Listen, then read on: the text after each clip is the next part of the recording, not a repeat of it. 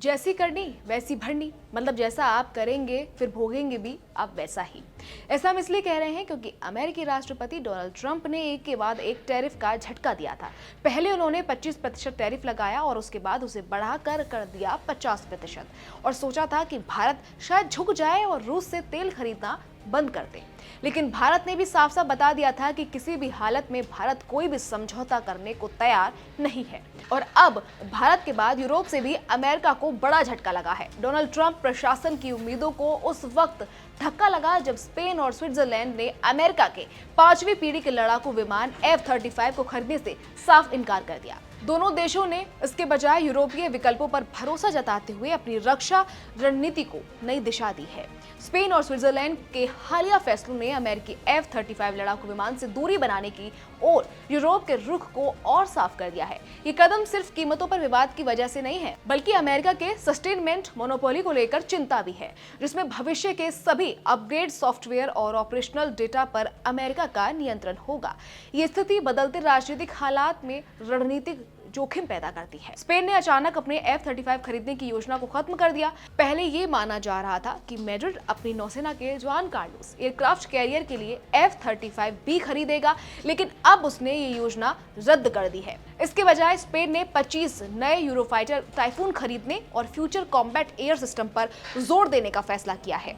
ये फैसला स्पेन की नौसैनिक ताकत को फिलहाल कमजोर करेगा, क्योंकि अब अगले 10 साल तक उसके पास अगली 5वीं पीढ़ी का विमान नहीं होगा, लेकिन इसका फायदा घरेलू उद्योग को होगा।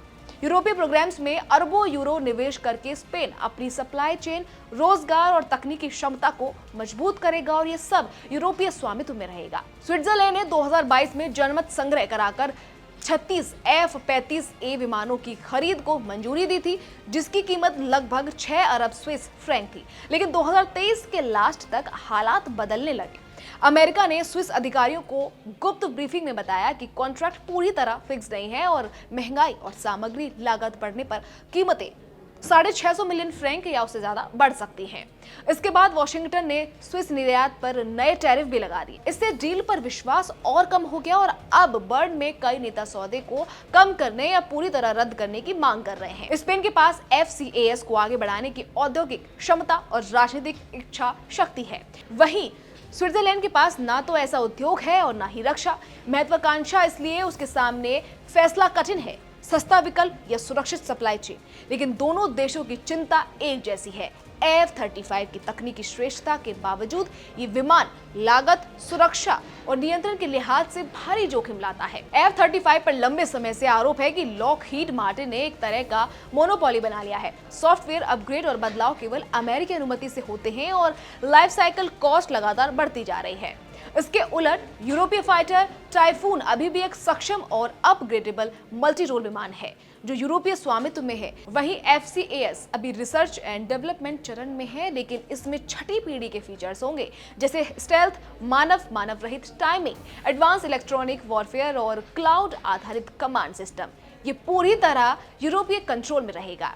F-35 खरीदना मतलब अमेरिकी सिस्टम से पूरी तरह बंद जाना, जहां स्पेयर पार्ट्स, भविष्य के अपग्रेड और ऑपरेशनल डेटा तक पर अमेरिका का कंट्रोल होगा।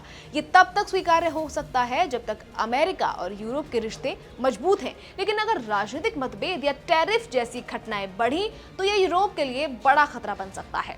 स्पेन का फैसला सिर्फ कीमत या औद्योगिक हित पर आधारित नहीं है, ये एक तरह की भविष्य की बीमा पॉलिसी है। अभी कीमत चुकाना बेहतर है बजाय भविष्य में रणनीतिक आजादी खोने के। स्विट्जरलैंड के लिए स्थिति अलग है, लेकिन वो भी अब समझ रहा है कि उसका फिक्स्ड प्राइस कॉन्ट्रैक्ट उतना पक्का नहीं था जितना माना गया था। भारत भी अब स्वदेशी लड़ाकू विमानों के लिए इंजन निर्माण में आत्मनिर्भर बनने की दिशा में बड़ा कदम उठा रहा है। फ्रांस की कंपनी सैफ्रन के साथ मिलकर भारत 120 kN का शक्तिशाली इंजन डेवलप करेगा, जो 5वीं पीढ़ी के स्टेल्थ फाइटर जेट्स को ताकत देगा। इस डील से भारत फ्रांस की रणनीतिक साझेदारी और मजबूत होगी, जबकि अमेरिका को झटका लगा है क्योंकि ट्रंप प्रशासन उम्मीद कर रहा था कि भारत GE 414 इंजन खरीदेगा, लेकिन ऐसा नहीं हुआ। खैर, आप इसको लेकर क्या कहेंगे जरूर बताइएगा। फिलहाल इस रिपोर्ट में इतना ही।